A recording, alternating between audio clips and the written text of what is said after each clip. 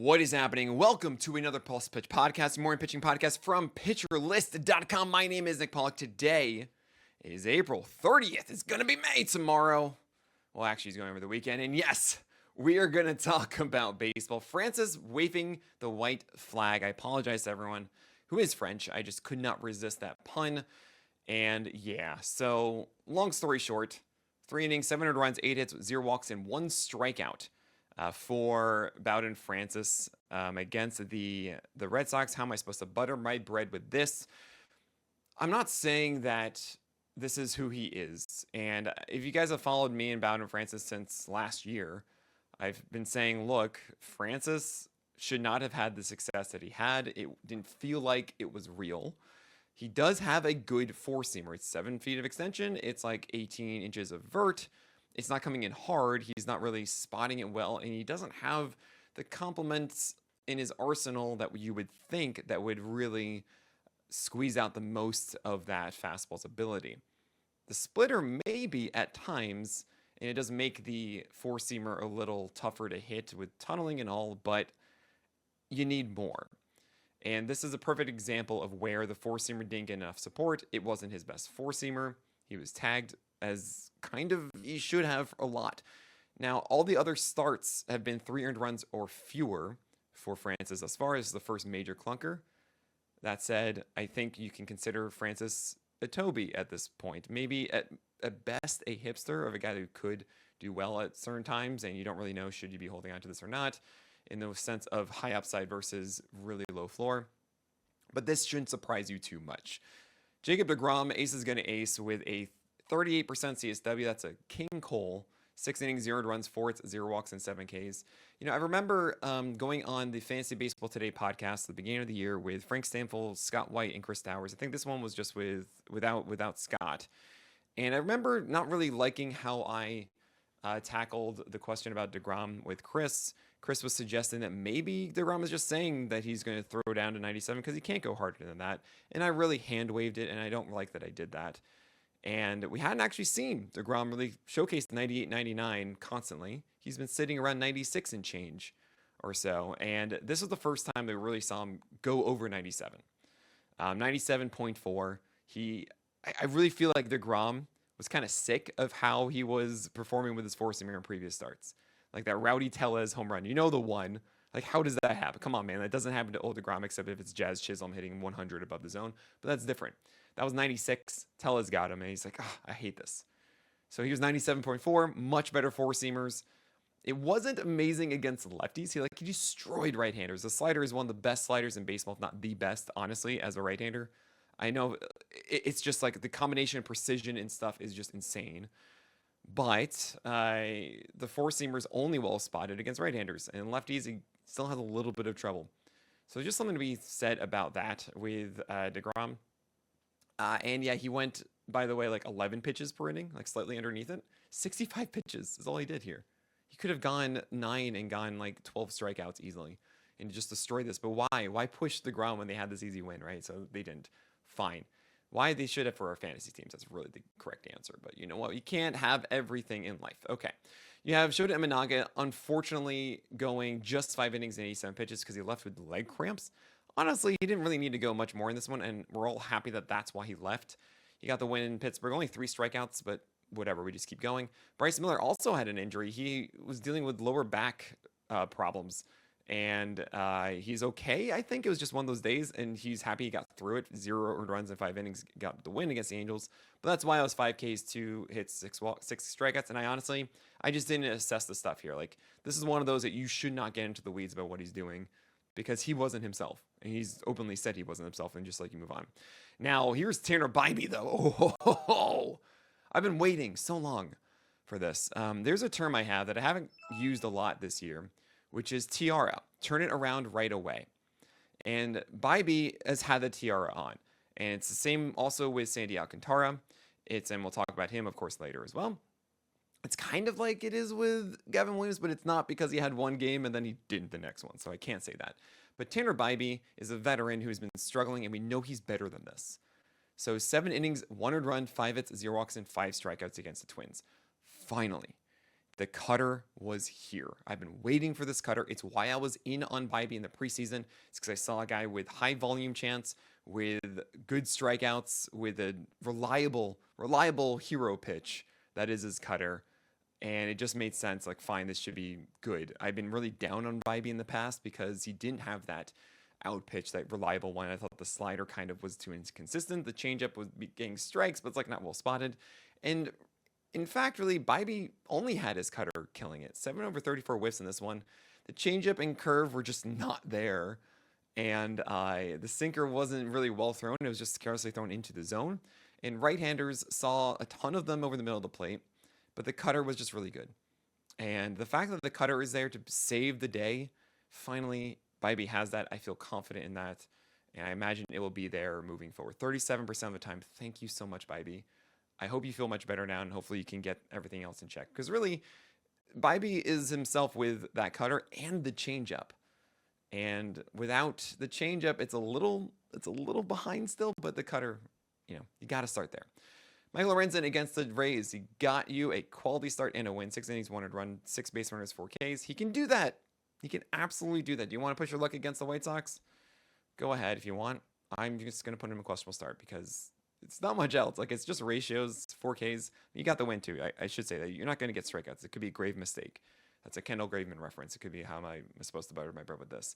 It's kind of interesting. I went through all these different things of talking about getting low strikeouts and having good ratios. And it's really just how am I supposed to butter my bread with this. Anyway, you might get that from Lorenzen next time. David Peterson against the Snecks. That is the Diamondbacks. 5 innings, 1 run. Yes, a lot of these guys going 5 innings of production. 5 hits, 0 walks, 2 Ks. The slider and the changeup did not earn whiffs. They earned outs, which is fine. They were low. Cool. He still has a good extension. And the sinker above it got a lot of called strikes. We're fine. I really do want to see that changeup get a lot of whiffs. I would actually rather have the changeup get a ton of whiffs than the slider, because the slider is good enough against left-handers, and especially with the sinker, that should be fine. Like, high extension sinkers against same-handed batters should always be good. So just get the changeup against opposite-handed batters, please. Like, lefties are fine, righties, you just make sure you have the changeup. That's all I want for Christmas. Okay, Chris Paddock against the Guardians. 5 innings, 1 run, 4 hits, 1 walk, 2 Ks. I wasn't kidding. He featured a 13% CSW overall with 4 whiffs and 76 pitches against the Guardians. Chris Paddock. What? Sub 12% CSW on the 4-seamer, curve, and split change. That is just... What? How did you do this? Koufax, my gosh. But it was hard to hit. It was weak contact. Yeah, it wasn't terribly punished contact. Absolutely. But man... No, you can't get behind that. You have Tyler Gilbert opening for Bryce Wilson with 3.1 innings of 300 runs. Cool. Jack Dreyer opened for Matt Sawyer. Yeah, Jack Dreyer for the Dodgers. And Sawyer went 5 innings, 1 run, 5 hits, 0 walks, and 4 Ks, and got a win. He went 4 for 78 whiffs. This was to bridge the gap between Kasparius' Sunday game and then the next one. And then you have Tony Gonsolin also returning today. You should not be seeing Matt Sawyer. It's just a Sawyer patch in this season. Okay? They use the Sawyer patch. Okay. Sour patch. Matt Sawyer. Sour. Is it sour? I'm just going to hope it's sour. I should know this. I'm pretty sure it is sour. Taj Bradley against the Royals. 7 innings, 200 runs, 5 hits, 3 walks, and 2 strikeouts. All these low strikeout performances. 42% strikes on the cutter for Bradley. And think about that. When I've talked about Taj Bradley entering the season and just in season, what do I like the most from him? It's when his cutter is killing it down in glove side. It wasn't at all.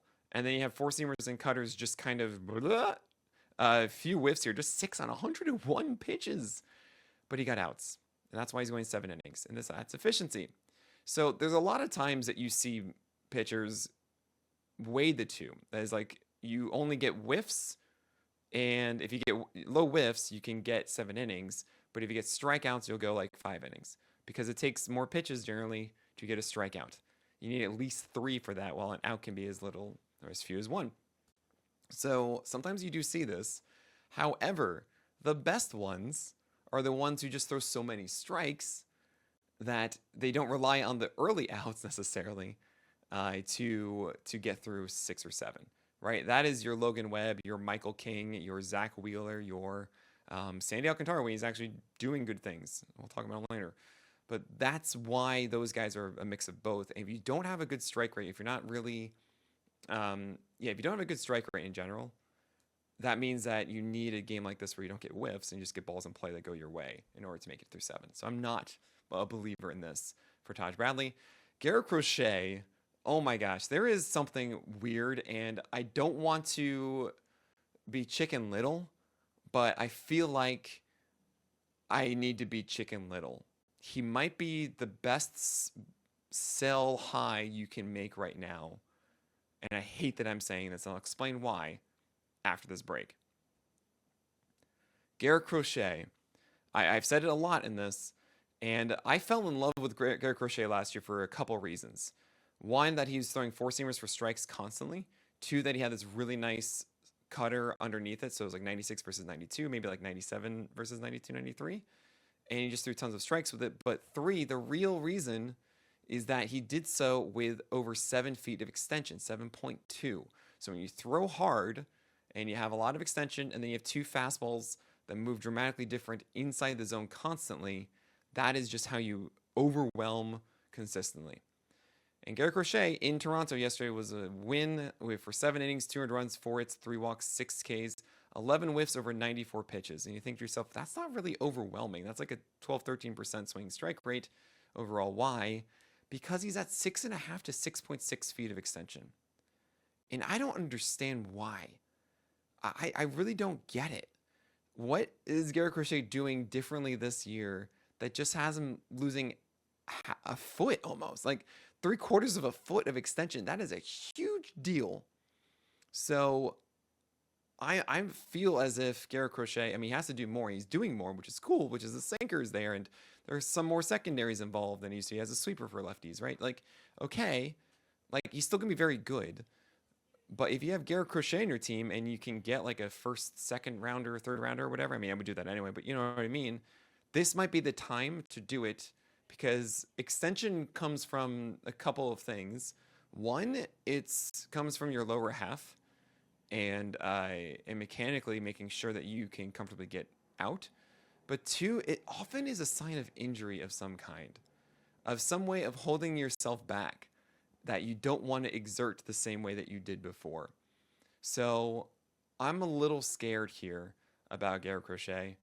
I wonder if the Red Sox said, hey, we got to fix something in your mechanics to make you last longer. That means you're going to have less extension now.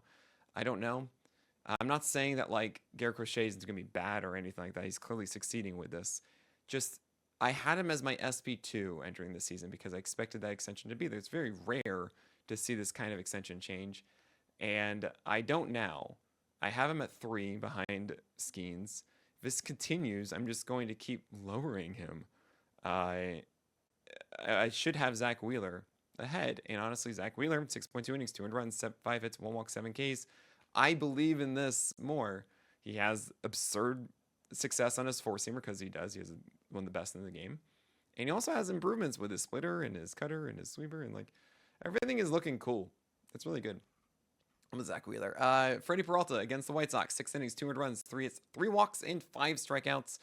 Professor Chaos was here because, my gosh, you could not just get that 4-seamer upstairs.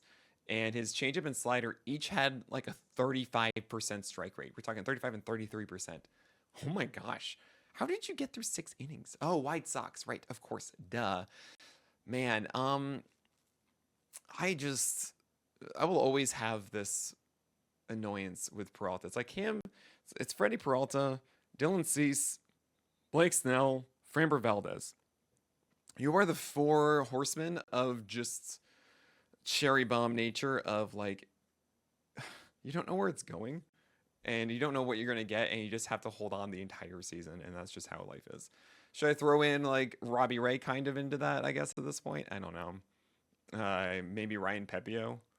We'll see. Carlos Rodon, though, not one of them. 6 innings, 200 runs, 2 hits, 1 walk, and 7 strikeouts. He's having an amazing season, like a 3.43 ERA, sub-1 WHIP, like just underneath it, with a 32% K rate. Woo!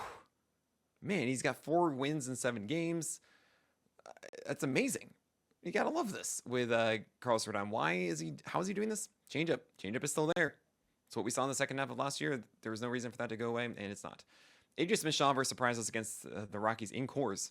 Got the win. Rockies are not very good in Coors. They're just not. They're like historically a terrible lineup. 5.1 innings of 200 runs for its 1 walk and 5 strikeouts. There's so many four-seamers and splitters right down the middle. I mean, I can't express this enough. It was just down the middle, these pitches, and the Rockies either just let it go or they got outs for the most part. It was just whatever.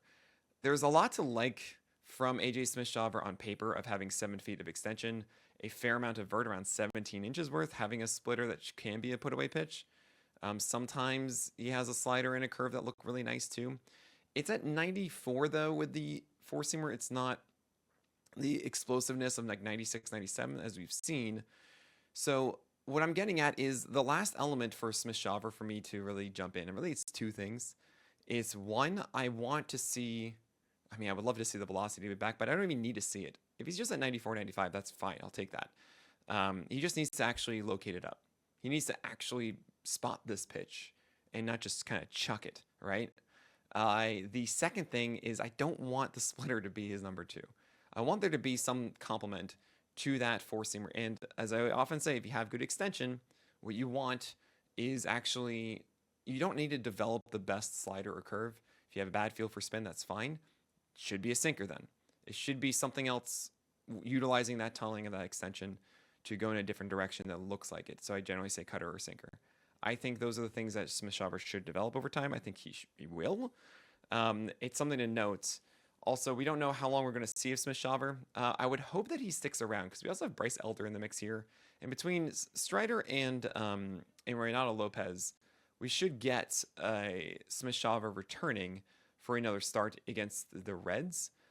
I like the fact that he's getting more time. The problem I have is it's not polished yet. Exactly all the things I just talked about are still present, and that means I don't really want to go for this. I don't want to chase Smith-Shawver when he's doing, he's not really executing well, right? So this was an interesting moment. He also hosts the Reds, and you got to do against the Reds, I guess. But I'm still a little out on Smith-Shawver. After that start against the Reds, it would be against Pittsburgh. So you know what? Fine. Go get Smith-Shawver. Hope this all clicks for him. I mean, those are 2 phenomenal matchups. Ryan Gusto against the Tigers. I led with him last week. I added him to the list. And what I said was this. He has a 94, 95 mile per hour four-seamer with a lot of vert, and he's very good at being precise at the top of the zone. But how are the other pitches? Well, here's the thing. We actually saw a lot of those other pitches because the four-seamer was really bad. 54% strikes and just 2 over 26 whiffs as he went 4.1 innings. Only 2 runs and 6 base runners and 6 Ks, and this could have been a lot worse. But man, that four-seamer was just not consistent at all. Now we did get some good curveballs to lefties, some sweepers to righties that were fine. The cutter had strikes, a lot of them, in the middle of the plate, and they had success. But I didn't really feel as if it was exceptional, but at the same time, if he is locating that four-seamer upstairs like that, that's fine. You can actually get away with that a decent amount. So Gusto is young, and we likely aren't going to see him anymore because we have Lance McCullers coming back later this week, and this was the stopgap with our Getty as well. We have Wisniewski still there, Valdez still there, Blanco still there, Brown still there. We have Blue Ball coming up today, and just so you guys know, if you're listening to this before rosters lock, we do not start MLB debuts. That goes for everybody. Chase Petty, AJ Blueball. We have some other guys I can't remember. We have Waddle we don't do today. And there's one other I can't remember. But you don't do it. You don't really want to go for these debuts. Remember that Paul Skeens, in his first start, was terrible against the Cubs. He had a really bad day. So yeah, we don't want to go for MLB debuts. Oh yeah, Noah Cameron is the other one, and I'm excited about Cameron, and I'm excited about Chase Petty. Not so much Blue Ball, but whatever. But they're not getting stretched out. Cameron's here because of Reagan's getting pushed back until Sunday, so it's just a one-time thing, really. While Chase Petty's here just for the doubleheader, so we'll get a good look, and then we'll get the debut out of the way, and that's nice, and we just move on. You can stream it; it can work. It's just not one of those things you want to do. Mackenzie Gore against the Phillies, 6 innings, 300 runs, 5 hits, 0 walks, and 6 strikeouts. You got 21 whiffs for a gallows pull here against the Phils, and that's fine. I mean, we'll take this with a sub 1 whip and those 6 strikeouts. Poor quality start, all good here. The sub 50% strike rate on the curve and the imprecise changeups are annoying, but when they work, things are great. You had 5 over 11 whiffs on the changeup, but that was pretty much the only strikes he got with it. And it did get struck really hard too. I should say there was like 5 whiffs and then one that was like, oh boy. But the good thing about Gore is that the volatility we saw last year hopefully is removed a little bit because of that new slider that he's throwing against lefties that saves the cutter for the righties. I hope this is a real tweak, maybe with the 4-seamer command. I mean, we'll never see that command we saw in Coors. My gosh, that was the coolest thing in the world from Gore. I still like him. Obviously, I think you should be rolling with him. He is a bit of a hipster, but it does seem like he's on the cherry bomb side now. And then I say this, and I remember last year he was having these starts, and I remember having him in the top 30 because it was just so good. And you don't know. It's not even May. It's going to be May tomorrow. But there's still time for this not to go right for Gore, and I'm not sold that he's completely fixed because the command is still iffy. You have Jack Hanowitz against the Mariners in Seattle, which is annoying that it didn't go better. Oh, he was a stream pick of the day, and honestly, one fewer base runner would have gotten me a streaming win because it would have been a 117 whip, but this was a 133 whip with a poor quality start and 6 innings, 3 runs, 4 hits, 4 walks, and 6 strikeouts. So close. The command was mostly against lefties, and he just sat them sinkers middle away, and I'm like, oh man, you have better command than this. You can go down with it. You can go front hip with it. It went 39% CSW, which is cool on the sweeper. Sorry, the sweeper has a 39% CSW. That's nice. But I just wish there was more here. And now he gets, I believe, the Pirates. I feel like that's a questionable start again, too. It's just not quite the same Kahanowitz that we saw last year. He's exciting to me because he is a sinker-focused arm, and we just don't see that. And he has other things now. They're getting some whiffs. He has 6 strikeouts. He used to be like a 2-3 strikeout guy. But yeah, he has to get back that one trade a little bit better. Reese Olson against the Astros, 5.2 innings of 300 runs, 4 hits, 3 walks, and 7 Ks. 1 out away from a Bailey special, which is 6 innings of 300 runs and 3 runs or fewer and like 7 base runners and a strikeout in an inning, right? 8 over 20 whiffs on the changeup as it went against right-handers. He barely faced left-handers. And I thought to myself thinking, okay, the slider really needs to wake up for this one. And the changeup won't be utilized so much. But yeah, that's so good. The changeup feel is impeccable at the moment for Olsen. It has been for like 3-4 starts now. And the slider had a 50% CSW. So what? What happened is that the sinker was thrown 44% of the time to righties. And honestly, it wasn't terrible. It just didn't work out the way he wanted to. He lost some batters for some walks. I just wish he would go inside with it more. He tries to go down and away with it, which can absolutely work, but then it leaks out over the plate sometimes, and it's annoying. It just wasn't as reliable as he wanted it to be to pair with that changeup and slider. So I just wish you could jam it inside, get those quicker out sometimes, and it really would make a huge difference. But yeah, you should feel really good about Olsen right now. 18 whiffs, 37% CSW. Nick Pivetta had a careful Icarus. He looked so good for 5 innings and then allowed 2 runs in the 6. So it's 5.1 innings of 300 runs, 5 hits, 1 walk, 9 strikeouts. He allowed 1, and then, of course, the reliever allowed the second one. 21.1 inches of vert on the 4-seamer right now is pretty dang cool. Pretty dang cool. Just got to say that. Yeah, we just keep going with Pivetta at the moment. Now, keep in mind, it was a home run, the 1 run that he did allow before the 6th. And he is a home run guy. Generally, you get home run suppression in San Diego early in the season and then not later on. So we could be seeing the tale of 2 halves with Pivetta. And we keep rolling it for now. For now, if you're looking to sell somebody high, maybe Pivetta is actually that guy. Jacob Lopez opened for the Athletics, I guess, for Hogan Harris after. But, like, I mean, I guess I shouldn't say open because it was 84 pitches. What am I saying? You don't want to touch this. 5 whiffs and 17% CSW. 90% 4-seamer. He has 750 of extension, but this was like 54% of the time throwing it in like a slider underneath that slider at 79. He doesn't have compliments like a changeup or something that would really make it work. So you don't want to go with this. Andrew Heaney. Oh man, it was a Vargas rule, right? But you had the Cubs and it just didn't feel real. So I didn't do it. I imagine some of you just ran with it, and it was 4.2 innings of 4 runs, 5 hits, 3 walks, and 0 Ks.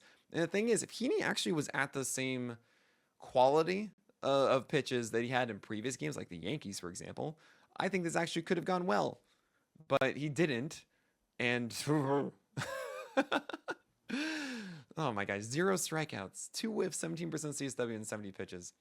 Yeah, this is Andrew Heaney. He has those moments where like he gets away with it a bit and he executes beautifully. But yeah, don't go with it. Logan Webb, oh man, you were so close to ace is going to ace. And 5 innings of 5 earned runs, 9 hits, 1 walk, and 6 Ks. If you honestly killed it here, I would have given it to you. But there you go. So it goes, and we move on. Everything is fine. German Marquez is not fine because it's German Marquez. But you know what? 5.1 innings of 7 runs. So it goes. That was not the highest earned run total of the night by 2. There was actually a tie with Sandy Alcantara against the Dodgers. What do you do? I mean, it was a horrible line. 2.2 innings of 7 runs, 5 walks, 7 hits, etc. Blah, blah, blah. Okay? He was down to 96. I mean, he labored. It was 79 pitches, 2.2 innings. So you're always going to see a velocity drop generally there. Or sometimes you see a velocity increase if it's a guy who saves stuff in the tank and really unloads it. But generally you see guys labor. This is what you expect to see. So I'm not going to talk much about the velocity. I'm just going to say that Alcantara is not in a good rhythm. And I can't tell you when it's going to come back. He has the tiara on right now. I hope he's just not hurt. What really worries me is that he's talked about recovering slower than expected before he went on paternity leave. And that generally is a sign that there's still something wrong. So I'm worried. I think you don't start him against the Dodgers, and you really can't do much. If you want to drop him, you can, I guess. But, I mean, it might be the right thing to do. It honestly might be in retrospect. I'm not ruling that out.